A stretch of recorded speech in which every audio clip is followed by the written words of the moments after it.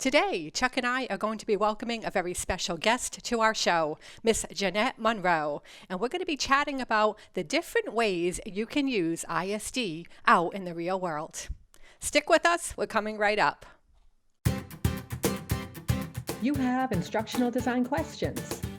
We discuss answers. Ms. Jeanette Monroe is a lifelong instructional systems designer who has worked in government, nonprofit, academic, and commercial markets. She passionately believes that the intersection of learning and performance is the best possible and most rewarding place to have built a career. She holds a summa cum laude Bachelor of Arts degree in anthropology from the University of Pittsburgh and a Master of Arts degree in instructional systems design from the University of Maryland, Baltimore County, where she has been a faculty member in the ISD graduate program for the past 15 years. Prior to her current position as the Sodexo's Senior Director for North America Sales Enablement, Ms. Monroe was a media spokesperson and communications officer at the Central Intelligence Agency. When she's not on a trail running for distance or upside down at yoga, you will find her enthusiastically following the many adventures of her two teenage sons with a cold coffee in her hand and her two Siberian Huskies at her side. Welcome, Jeanette. It's so great to have you here with us today. Thank you. It's great to be here. I'll tell you, folks, you're in for a treat today. I've known Jeanette many years in many different capacities professionally, first as a student and then as a grad assistant, I believe. Is that correct? And you Correct. took 2,000 final projects and sorted through them. I remember coming into my office, and I had one box when I used to have 5, which is a great insight into how detailed Jeanette is and how she thinks about things. And there's no accidents in this person. And this is why she's an incredible instructional designer. And you've been through a lot of different phases of your career with different places. And I'm not going to get into all those because I'll let you tell that story. But I'm so happy you're here. I think there's so much that you have to share with folks. And the nicest part of your story, I think, is that you just keep growing and growing and growing. And you're always taking on new things. And whatever the best challenge is what you like to get in and have fun with. And so how does all this start? I mean, how did you get this energy? Well, I started as a grad student for this guy named Chuck Hodel, and it was accidental. I think a lot of people come to instructional design accidentally, and I ended up in your class accidentally in 2001. Yep, 20 And years. realized that it was actually exactly where I needed to be. And everything started making sense about what I had thought I wanted for my career, what I thought I had wanted for my own enrichment. I come from a background in anthropology, which a lot of people don't understand the connection. But anthropology is really sort of the excavation and the study of how people behave, how cultures evolve. And there's nothing more relevant when you think about learning and performance at work, especially in large workplace ecosystems that we see today, a lot of the matrix management that you see in global companies, with this understanding of how people behave and what motivates them, how cultures are sustained, is very much a part of how we get people to learn and perform at work. So it was wonderful to realize that when I realized it in 2000, and I just kept going with you and with the program. And I would say I started out as probably a very average designer. I thought maybe instructional design was really about training and development.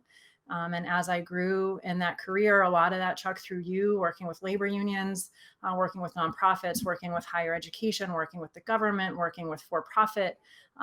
In every one of those relationships and opportunities, just really evolved in my understanding of how instructional design is really the largest and strongest lever you can pull to get better business results. And I love it. And I think that's the important point. And I love bringing up this point, and I think it's incredibly important. Instructional design is not just instructional design. It's just this over-encompassing large umbrella that covers thousands of different things that people do. And they come in here from so many different places. Anthropology, what a perfect place to come from, to come into the study, as you pointed out. So I think you're just a perfect example of how this stuff works. It's interesting when you use the word accidental. I've heard that word used by several people that we've interviewed on this show, accidental. And I find that very interesting because I feel like I'm an accidental student as well in the program. And I say that now I've been with UMBC marketing this program for 14 years with Dr. Greg Williams. And so it's not really accidental that I landed in it, but it sort of is because last year when COVID hit, I thought, this is the perfect time. I want to study this. And it just so happened I listened to Dr. Williams talk in an info session, and I thought, you know what, this is the perfect time. So I just slipped in and took the course with, I say the course, it is the beginning course, 602 with Chuck. And I fell in love with it. I didn't think I would go past that class. I just thought, I'm just going to learn a little bit. And it just took off. So it's interesting. I want to just pause quickly at this idea of the accidental instructional designer. I think it's important that we credit Cami Bean. She wrote the book, The Accidental Instructional Designer. It's published through Absolutely. AACD. And so really this idea that we come from every other place, and a lot of us land here accidentally. And I think that's because when you go through guidance in high school, you don't ever pull out a card in the deck that says, I want to be an instructional designer when I grow up. And maybe you're a nurse, maybe you're a teacher, maybe, you're a police officer, but not a lot of people when they're 16 or 17 understand instructional design or have it as a career goal or a cognitive pursuit. But I will say that for anyone listening or anyone has more curiosity about it, there really isn't a better, more rewarding place to build a career where you can be as creative and as analytical as you want to be, and you can grow and grow, and you can overcome an organization with basic instructional design skills if you are so inclined. Let's talk a little bit about career. Speaking of career, can you talk us through what your path has been in ISD and what you're currently doing with Sodexo? Is that correct? Mm-hmm. Yeah. What you're currently doing with them and maybe some other ventures that you're involved in? Sure. And I would just ask to interrupt me if I go on too long a stream of consciousness. So I thought that I wanted to be a teacher. I knew that education was very close to my heart. And that's how I ended up in 602, which is still Chuck's class. It's the intro to the program. It's, basics of ISD. And I went into that program because I wanted to become a certified educator and realized there that isn't really what I wanted to do. As much as I love enrichment and development and learning, I didn't have the passion for doing that in an academic environment in the way that I learned to build and love that in a corporate or a workplace environment. So I started doing internships with different labor unions, which was a great place to start an ISD career because of the focus on apprenticeship programs and journeymen. Like, they are invested in and they believe in how you develop a career. So that was a really great place to cut my teeth on basic workplace learning and performance, and learned very quickly that training is irrelevant if it's not in service of a larger business outcome or a larger broader organizational need. So I learned really early in my ISD career to start talking that way and not talking about learning, not talking about training, not showing up at a business meeting and talking about micro learning. Nobody cares. They want to know how you are going to help them perform better. And that's the one thing I would say to anyone who's pursuing this. If you want to pursue ISD to use in a workplace environment, not in an education environment, you have to think like a business. Don't show up at a meeting in a boardroom and start talking about Bloom's taxonomy. Nobody cares. So I learned that early, and that was a gift. And I was able to bring that work into the Department of Defense, where I started building programs and actually accredited training institutes through some of the programs in the National Guard. And that was another great experience to learn how the FAR works and experience the government. And that's where I got introduced to AQLs, acceptable quality levels, and how to build learning and performance programs that met the criteria of a contract so that you could continue to get paid. From there, I actually went and worked in the government. I went to the Central Intelligence Agency and I worked in what used to be their university. It's since been renamed. And I did that for a while. And from there, moved into 2 consecutive positions in communications and public affairs. And that's another thing I would say to anyone who's interested in instructional design or doesn't know really what it is or where it can get you.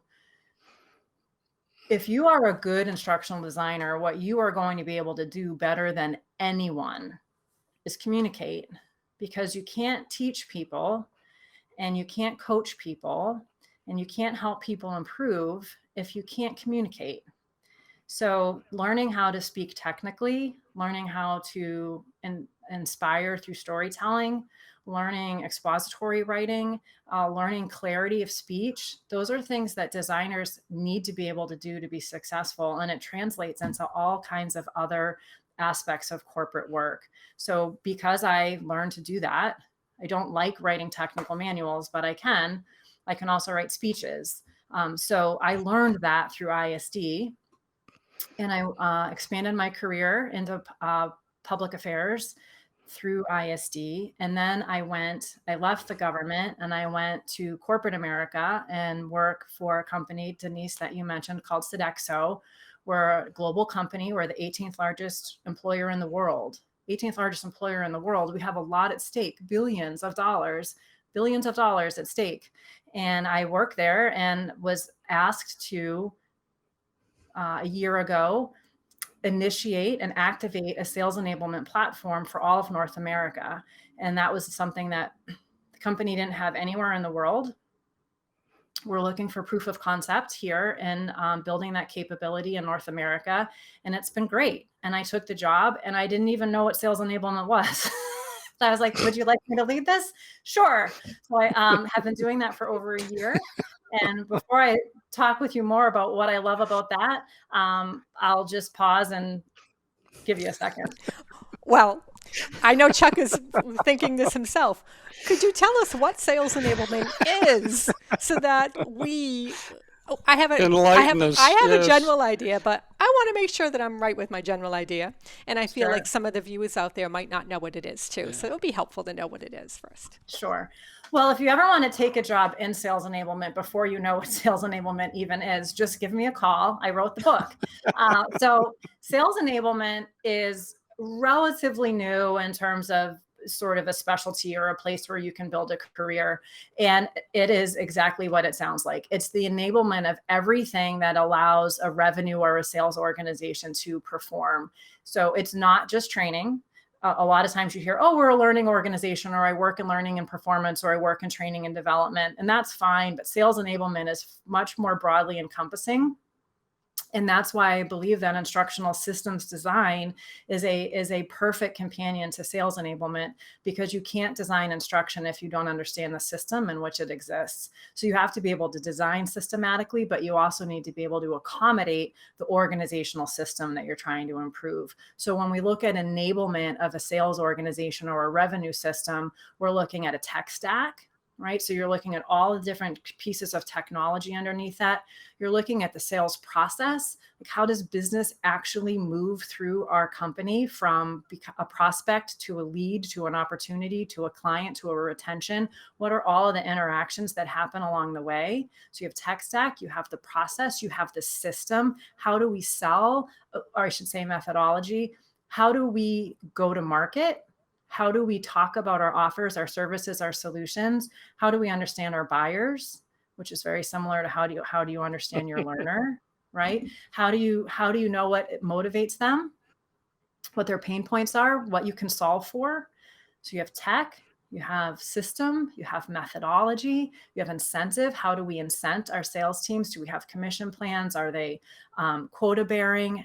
All of that has to do with how we enable. There's coaching.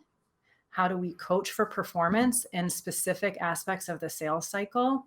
But the reason that I believe sales enablement is the penultimate opportunity in a career for an instructional designer is the focus on KPIs, because there's probably maybe no other career where you have more metrics around your performance. How many calls did you make? How many calls did you receive? How many activities did you log? What was the profit margin on that contract? What revenue did you generate? What revenue did you lose?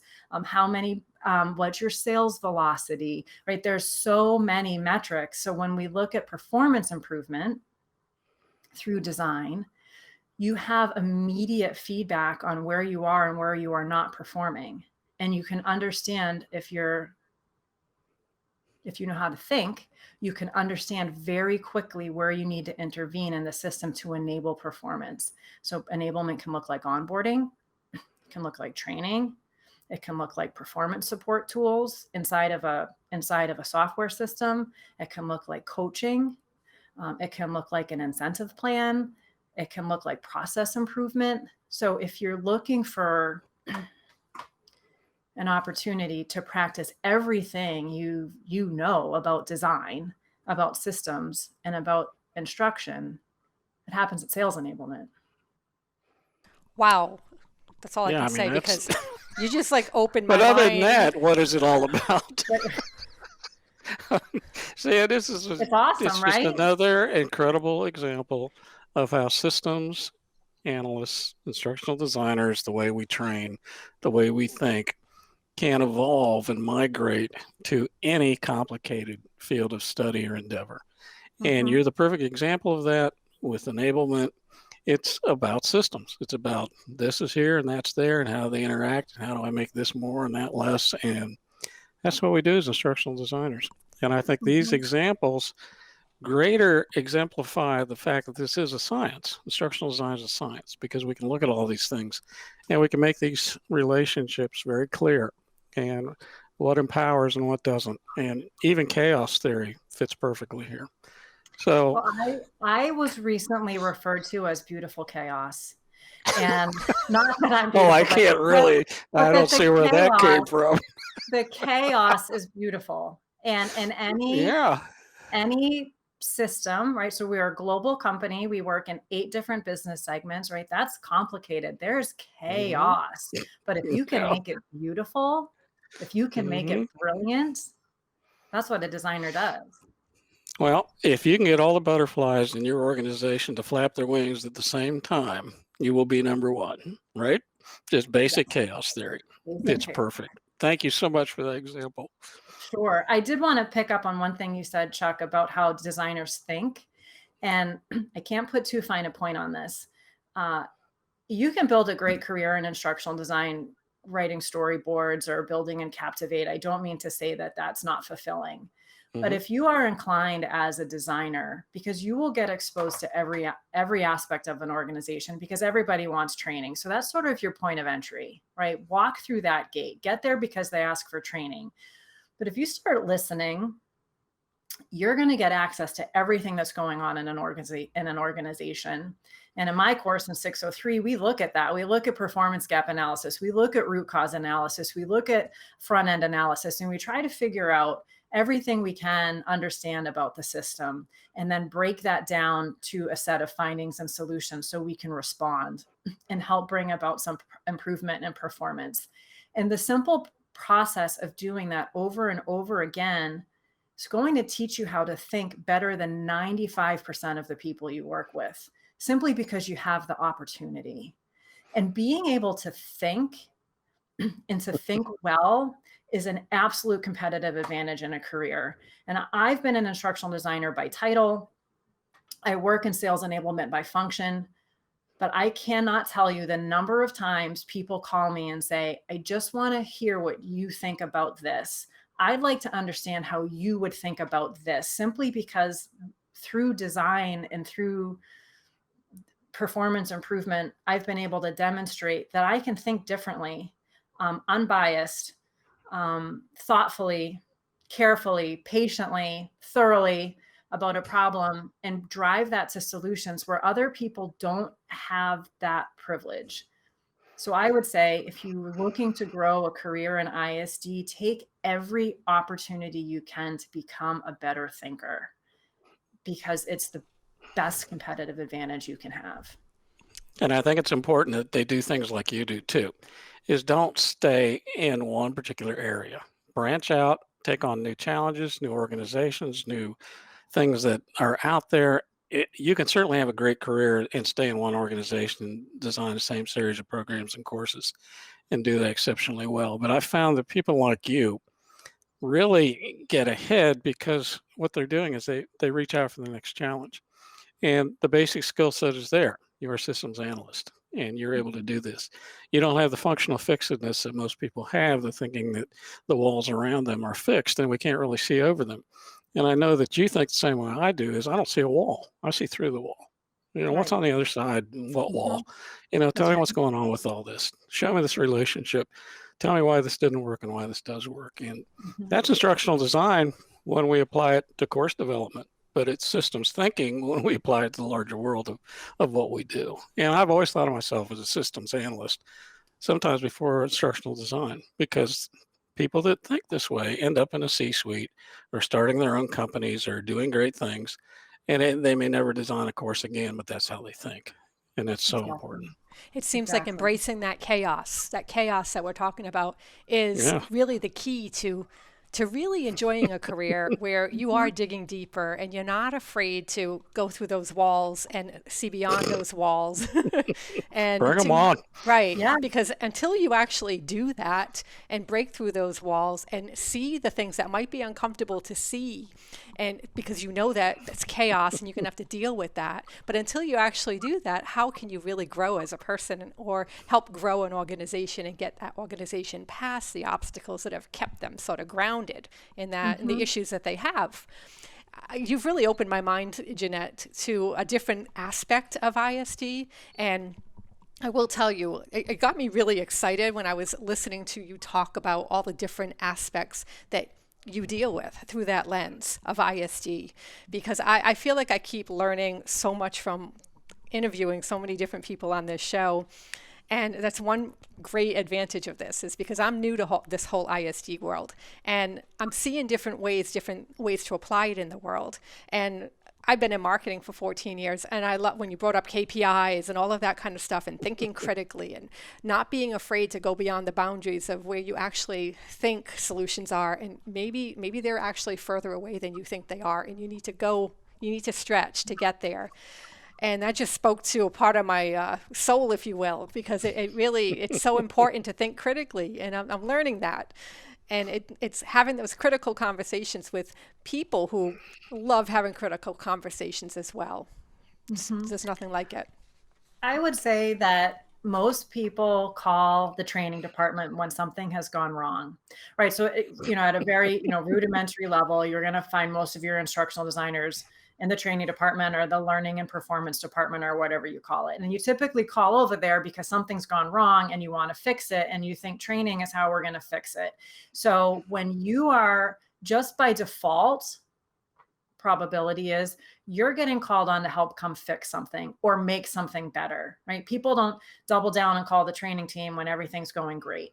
So you're automatically being called in because someone needs help. They need your expertise and they need help. Something is suboptimal. It's the word I use in 603. So you're there to consult. You're there to offer solutions. They think they know the solution. They want an e-learning module. They want a webinar. They want a workshop. But if you listen, you'll understand very, very quickly that that's probably not the solve. And the problem is probably a root cause that they haven't uncovered yet.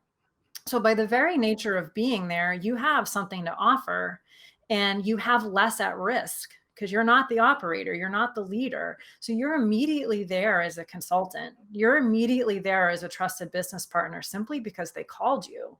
So make the most of it, exploit the opportunity. That's how you get into an organization, helping them solve problems simply because they called you. And that doesn't happen to in many jobs, right? And I always think there's very basic frameworks in ISD that I use to help solve even the most sophisticated problems and bring about the simplest solutions.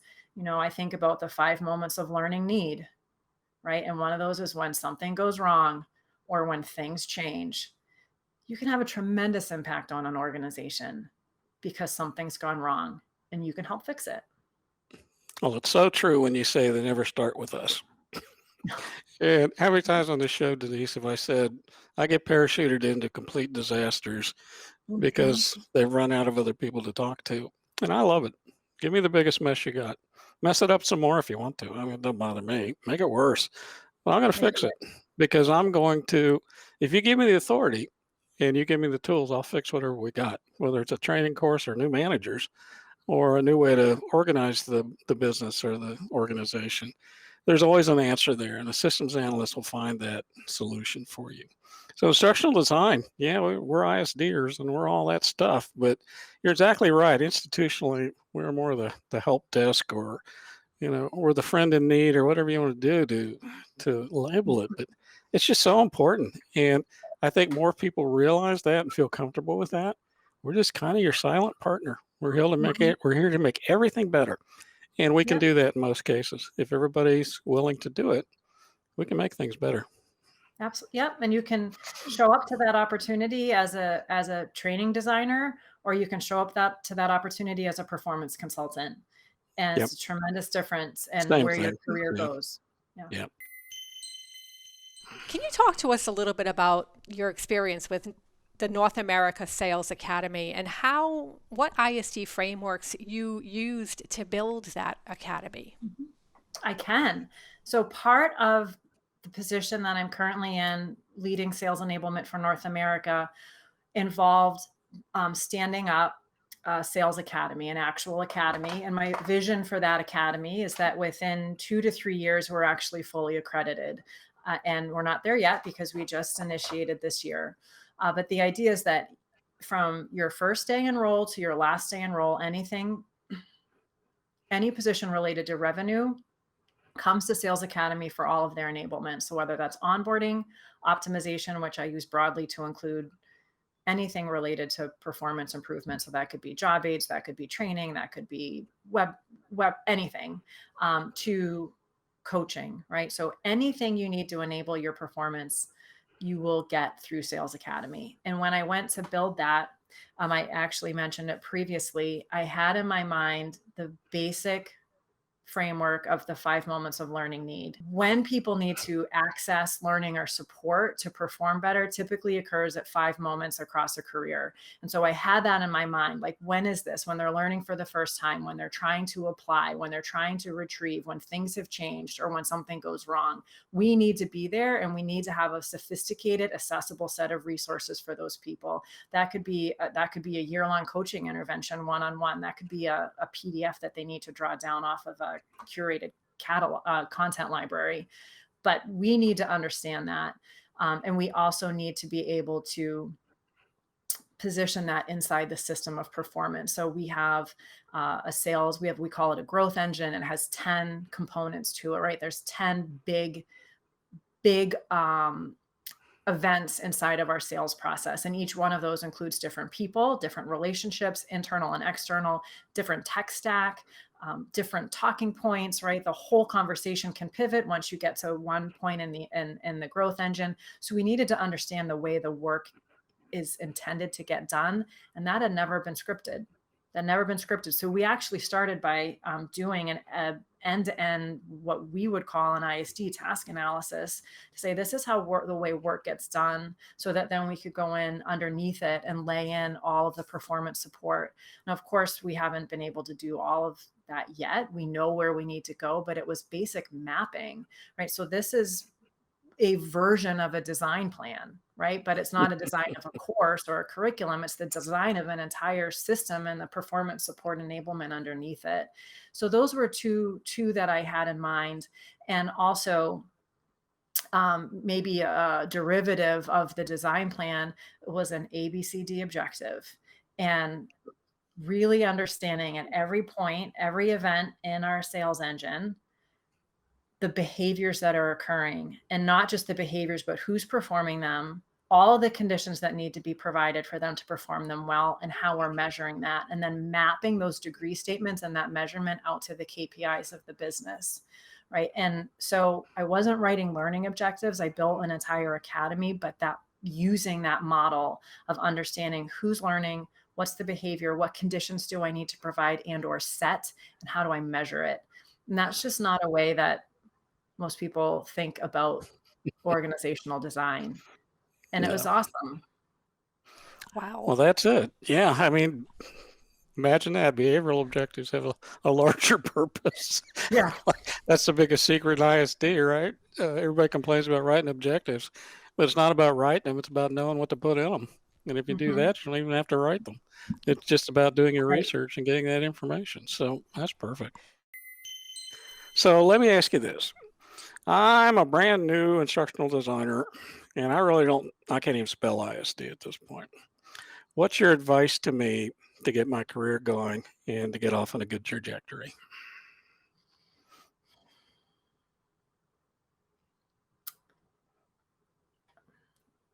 This the secret to being a great designer is having honest curiosity.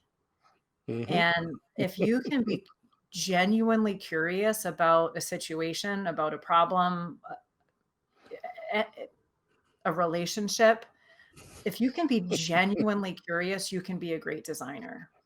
And most people want to lead with the solution. It feels more satisfying, but pardon the expression, you have to get in bed with the problem and you have to stay there. You got to get really curious about what's going on. Why is this happening? And chances are you're going to stay with the problem much longer than you stay with the solution. And there's a patience that comes with that. And there's what's the word? You have to subjugate yourself to the problem and you have to live with it for a really long time and the solution will become obvious. But I Yeah. think a lot of people who are new to design, they want to hit hard with a solution and that's not where you start. So I would say that really analyze how curious you are. That's one. The second thing I would say is you have to honestly admire expertise. Like you have to be seduced by it. And Mm-hmm. that's the coolest thing about being a designer. And Chuck, I'll never forget this. This was 20 years ago now. And I was working with IUPAT at the Labor College. Mm-hmm. And I don't have a lot in common with the Industrial Union of Painters and Allied Trades, but I rolled up in there and I'm going to help them develop a program for their apprenticeship, for their apprentices. And I was working with these gentlemen who decorrode bridges. Mm-hmm. And I was like, you use black walnut shell casings to decorrode a bridge? Can I know more about that? Like, and I still remember that 20 years later. And it's because being in a room with people who are functionally expert is one, a privilege. And two, you have to be intoxicated by that to become a good Mm-hmm. designer. So you have to be honestly curious about the problem and you have to be seduced by the expertise. And if you can have an open mind and like absorb all that you can learn from the problem and the expertise, you'll be a great designer. And that was a You great program too, because there were over 50 subject matter experts and teams. I think there were 7 teams of instructional designers, all in one big auditorium working out their apprenticeship program. And one of the things I always looked for in that design crew was people that were like you, that were interested in the content, not just kind of going through the motions of putting together a course or whatever. But when they started to ask the really good questions that an apprentice would ask, like, why do you use those? I mean, and I think a really good designer in many cases becomes a potential learner because they have the same interest this learner should have. And they ask those questions. And then those questions become part of your design. Okay, well, Mhm. we need to cover this kind of stuff. And I think that's a perfect example of it. Yeah, just that curious mindset is so critical, so important. It helps you to dig deeper. It helps you to have that interest and then translate that interest into something that is really useful for the end user, the learner, something that they're going to So take great. away. Yeah. And The, now, in Jeanette, the I last, heard you refer to this moment in your career as the perfect storm. And is that inspiring to you or is that terrifying to you? I'm rarely terrified, Denise. Rarely. So I would say I have referred to it as a perfect storm. And to me, a storm is energy, right? A storm is just, it's just energy. And there's so much energy around sales enablement right now, both sort of in the marketplace, but also where specifically where I work. And then now among the people who have become engaged because they get it, right? Like we were able to build something that they get and it's in service of them. So there's so much energy. I don't know if it's perfect energy yet, but the perfect storm is there. I feel like I've done over the course of my career all the things to accidentally get here, right? Like I've done basic, rudimentary, formulaic design. I've done that. I've produced, an end product would be a training program or a piece of curriculum. I've done that. I've written speeches. I've looked out across an organization and I've done strategic training needs analysis for an entire organization. I don't wish that on anybody, right? But I went through the paces. I learned how to do that. I learned how to write. I learned how to talk. Here's something else. If you're afraid to speak in front of people, you're not going to be a great designer. And I think that there are a lot of folks who gravitate to ISD because they're introverted or they're shy, but you need to be able to get up and defend your work with an energy and almost a defiance that is going to make your recommendations non-negotiable. And that takes practice. I practice that. People don't argue with me. It might surprise you to know. No, you're kidding, Jeanette. Right. I So find that shocking, a I shocking know, right? revelation. Yeah. I've led teams of designers. So I've coached around, that's not a great objective. Try it this way. I've taught in a graduate program now for 15 years. And I've seen 45 semesters worth of work around errors in people's thinking, blind spots, and how to overcome them. I've become a coach through that. I think more of a coach than a faculty member. So all of that, perfecting the science and the art of ISD, and then being able to apply it in a functional area that both desperately needs and desperately wants it and can quantify its value in a heartbeat. To me, that's what makes it a perfect storm. And I'll say that never in the history of the world has a storm survived. So I know that this has a shelf life. And it's brilliant to be here now. And I'm, for the first time, probably not thinking about what's next because I know I can run that. I know I can give this energy and I know the storm is going to brew for quite a few more years. But I'm not terrified. I love that You're not analogy. terrified. What a You're great not terrified. analogy. You might be terrified of what we're going to do next, though. Oh, I'm going to roll up on you like a hurricane. We are going to do half questions. It's time to get my And- wheel. Time And to this get is my wheel. Denise's favorite part. It is. I live for this. I really do. I Yeah. live for Okay. this. No, I get texts 24 hours a day about the wheel. So, Please, Chuck and is you the one. can, if you'd like, you can not answer any of these. Even though she has a post-production thing that she does for those, it's really embarrassing. So you don't want to do that. First of all, Chuck, talking about texting, he texted me specific questions for you. So I really hope this wheel lands on those. Okay. I won't disappoint you. I'm not terrified. Okay, so here we go. Let's begin. Oh, wow. Okay. Yeah, we mean business. Oh, I have to see what that says. I can't even read my own writing. Scariest thing you have ever done Oh, in life? in life, in career, in whatever you want to talk about. It's the Oh, wheel. Denise, that is an invitation that you should not issue to me. Yeah, I think we might have found the half question we shouldn't ask. Okay, the scariest thing I've ever done in life, I think raising two boys. Yeah. largely on my own. Yep. Yep. I'm with you on that one. Mhm. Good answer. I can definitely Okay. Thank you. Yeah. All right. Next. Am I getting Next. an A so far? Am I passing? So far, yes. Or it's Well, important for you to I do don't well? Come on now, I mean, Chuck. You know, pass or fail. Pass. Pass. Thank you. Oh, whoops. Okay. What is the word that you most frequently misspell? Bureaucratic. Yeah, I could see that. It's one of those that has a lot of vowels A in it lot of that vowels. you could totally transpose those Yeah. vowels. Yeah, absolutely. Mine is Saskatchewan. I don't use that word that much, but I can see that one also being a challenge. Yeah, I can have a see hard time, believe it or not, it's a simple word, but every time I go to type it, it comes out the wrong way. Definitely. Like I get the I's and the T's and the E's, everything gets messed up. I don't know, That's every the single Rhode time. Island in you. Oh, That's the road. Yeah. but I'm typing it. I'm typing it, Chuck, not speaking Well, it. but I that's can, okay because you get what's it called when it corrects your words for you? yes, spell Autocorrect. check. That's right. Autocorrect. Yeah. Yes. Yeah. Yeah. I need that for my life. Life Yeah. correct. Control Z for my life. I hope we please. land on one of Chuck's questions. No. I do I think too. you need to cheat. Just All right. cheat. I think I might. You ain't cheating. You ain't I'm trying. gonna ask you, which one do you prefer? 602 or 603? I don't think we can answer that. That was Chuck's question. Chuck? Student or as an Yeah. instructor?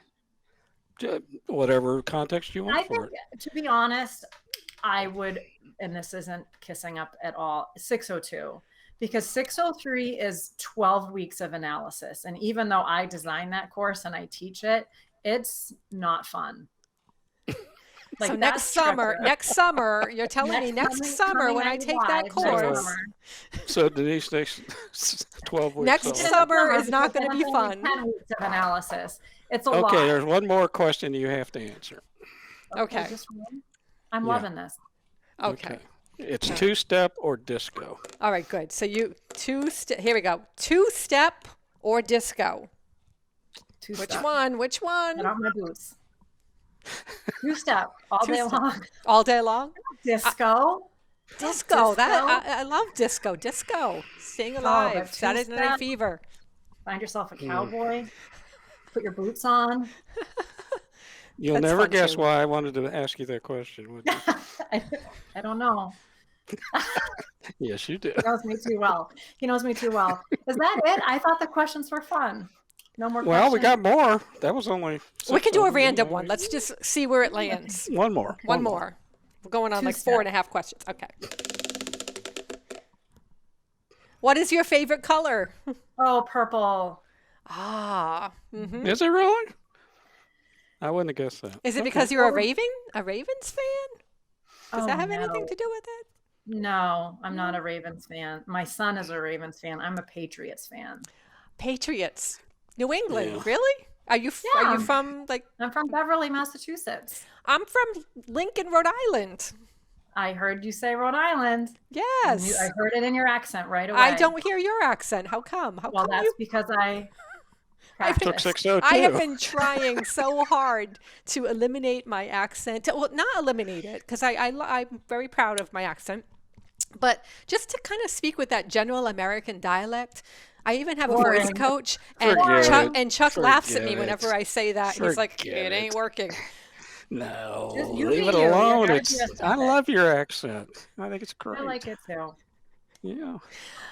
Jeanette, Well, this has Jeanette, been a gosh. blast. It really has. It's been really Thank you. what a great conversation. You've really opened my mind up to a new world of ISD, and I'm really grateful for that. And I'm really looking forward to taking your course next summer. Well, I'm looking forward to having you so you can dislike me. You'll love me when it's over. Well, on that note, Thank you for having me. This was super fun. it really I'll come was. back anytime. Well, you would be Excellent. back because I have a different approach. I want a different set of things I want to ask you about. So this is perfect.